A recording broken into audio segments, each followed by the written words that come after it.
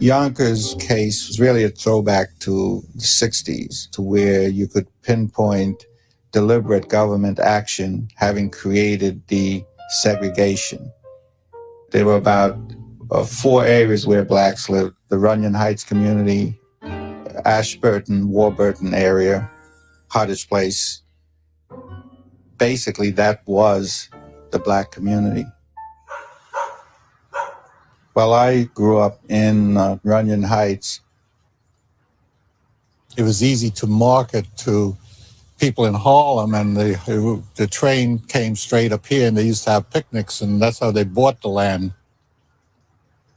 This area, the only African-American neighborhood in East Yonkers, was sealed off from surrounding neighborhoods by a 10-foot strip of land around it, originally fenced, that was purchased by the adjoining white community of Homefield to isolate Runyon Heights from its neighbors.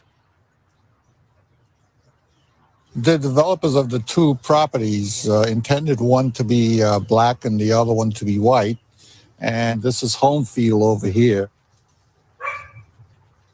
This is a strip of land that separates the two neighborhoods and causes every street to end in a dead end.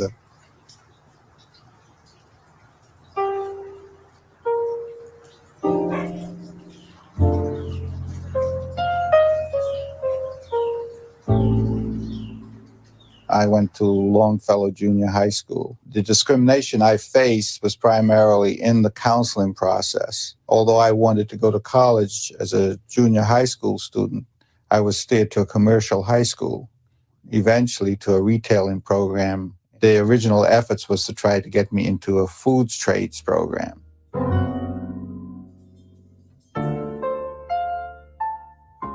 Winston Ross sent a letter to the Board of Education stating that there was concern of the branch with racial isolation in the Yonkers school system. Angelo Martinelli ran for mayor at the time on a platform of opposing Board of Education members who wanted to work with the local NAACP. I came from the NAACP. You can bet your bottom dollar that I didn't think too much of it. I thought they were asking for the moon. It took a while for me to really take a more moderate position. But the first 5 or 6 years, I was a bull in a china shop, and I'm willing to admit it. A school task force studied Yonkers' racial divide, but its findings were dismissed. We had no other option but to go to the federal agencies. There was an investigation done. They agreed with our claim. Board of Ed, categorically, we're not guilty. We have not done anything wrong. Take us to court. Okay. Obviously, one of the other things that you do, which is what I'm part of, is community action programs, right? And community action programs cover the whole gamut. It's really crisis intervention at its utmost. People facing eviction don't know where to turn. They could go to one of our multi-service sites and get help, be directed to the right resources. There's also, we see that people apply for the things they're eligible for, like food stamps, other kinds of nutrition programs. And in addition to that, we also provide emergency food assistance. In some of our sites, we do have food pantries, or we are closely affiliated with the food pantries that are in the community. So we recently, until recently, we provided substance abuse services, although we have transferred that program recently. But we continue to, in our programs, like some of them we own the buildings we're in. Eastchester CAP has a summer program, and that is funded by the fund of Bronxville, Eastchester Bronxville Community Fund. The community has decided that they want to place priority in seeing that the kids that are low income in that area get services throughout the year. So in the summer they fund a program there.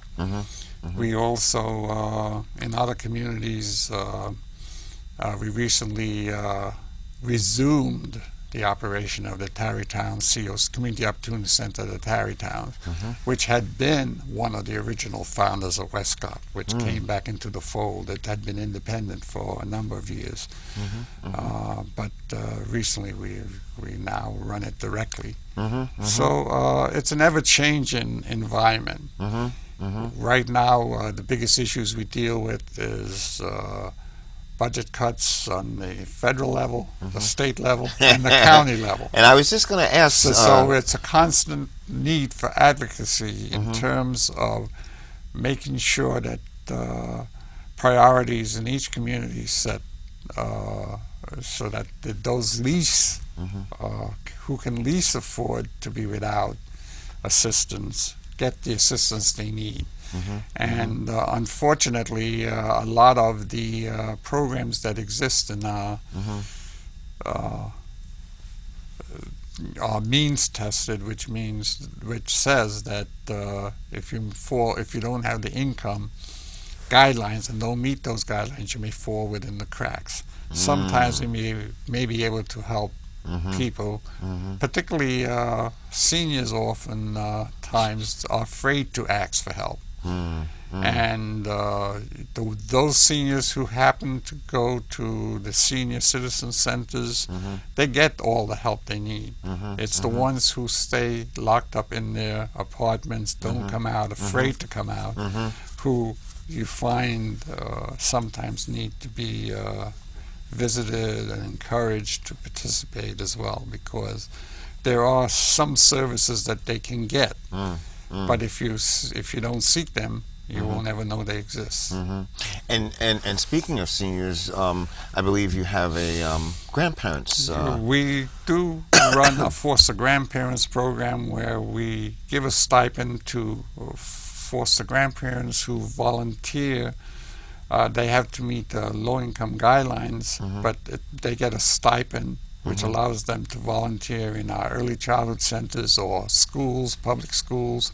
As long as they work with children who may have special needs, they could do individual one-on-one activities with those children on a volunteer basis and would be eligible for a stipend. And that stipend is not figured into their income guidelines. Nice. Nice.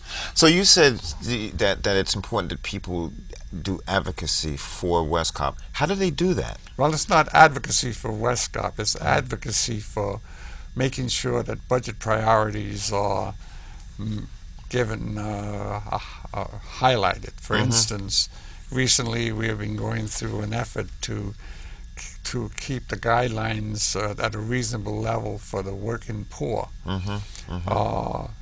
These are people not on public assistance, but those who have gone back to work, but now they are facing the dilemma that they may have to put their children in unsafe child care because they can't afford to keep them in